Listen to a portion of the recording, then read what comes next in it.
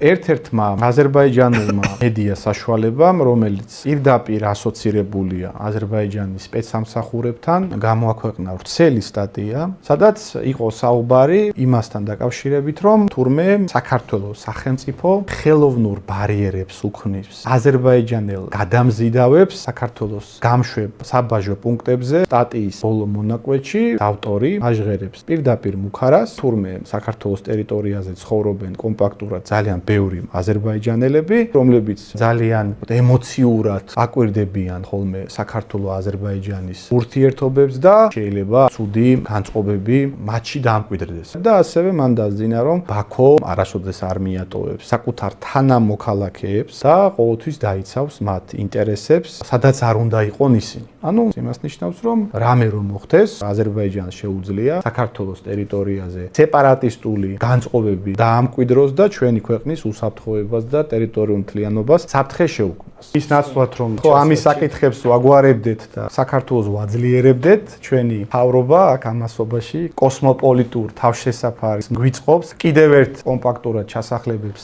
გვიანონსებს 7 დეკემბერს 16 საათზე. აქცია არაბიზაციის წინააღმდეგ.